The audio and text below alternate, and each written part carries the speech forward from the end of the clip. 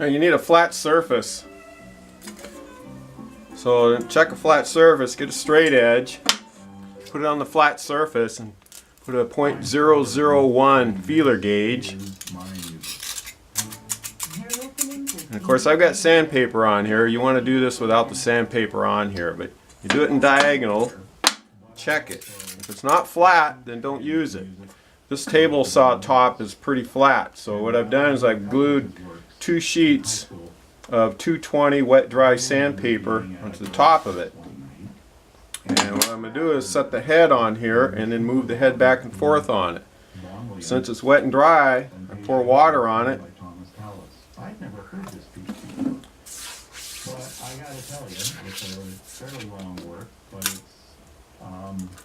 The thing you want to keep in mind when you're checking whatever you're using for a straight edge, if you put it on a flat, supposedly flat surface, and you can't stick your feeler gauge under it, and if you flip it over and you can, then you know that this is not true. So you want to make sure you get one that's perfectly flat. Usually if you take 2 of them, put them up against each other, and then flip them over again, you can see if there's a gap between them.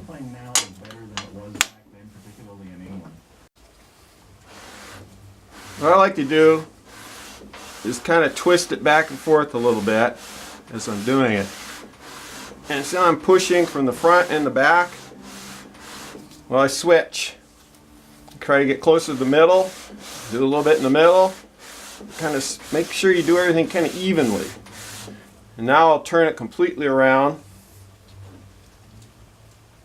and do it again. Try to keep everything symmetrical as you switch where you're putting the pressure on it.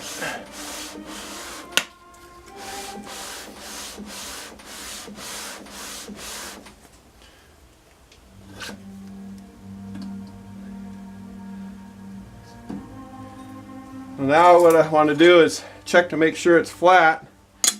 Do diagonal. Try to put the .001 feeler gauge. Doesn't go through. Check it the other diagonal. You especially want to be careful in these spots right here. I think .003 is the tolerance on this thing. And then you check it going straight. If you can put that thing under, if it slides underneath, you need to keep working it till it's flat. You can see how it took a little more metal off on this side and this side than it did in the middle. But I think this is good enough to use now. It's nice and flat. So this is the, I don't know what you call it, the farmer method of flattening a head. Now there is a minimum distance between the top of the head here where the valve cover gasket goes and here, and you measure it with calipers, and once you've broken that tolerance you're not supposed to use the head. But I've been told by a machinist and a guy who works on a lot of engines in a machine shop for automotives that with the 3A head it's not so fussy. You can go a little beyond the tolerance. Before I did this, I loosened all the valves so there's no pressure on the camshaft. And I figure that's better if you're going to be, when you're flattening the head, you should have that little bit of pressure removed, I guess. I don't know, maybe it's not necessary. And then the distance here, the minimum is 3.43, which this one just happens to be exactly 3.43.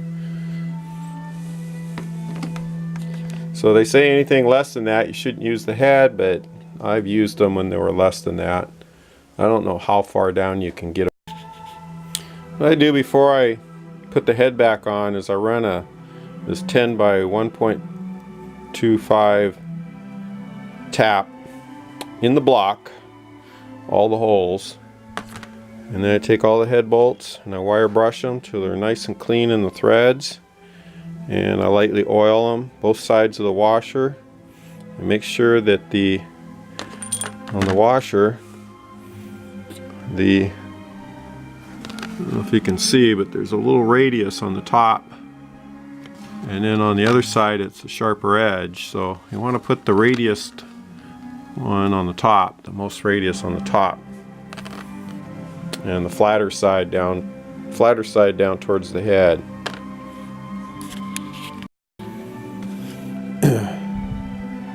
There was an old timer told me that if you don't run a tap down the holes in the block for the head bolts, you might as well throw your torque wrench away because it'll be useless. And I've noticed that since I started doing this, the torquing is so even on every single bolt. Every one feels exactly the same, and that can't be bad. So I was thinking another thing I should point out is after you remove a head from a vehicle, when you're storing it, store it so it's upside down like that, so the oil can run off the valves and the cam and all that stuff. You want to get as much of that oil out of there as possible, because when you go to put this on, you don't want a drop of oil dripping down through one of these holes onto the new head gasket.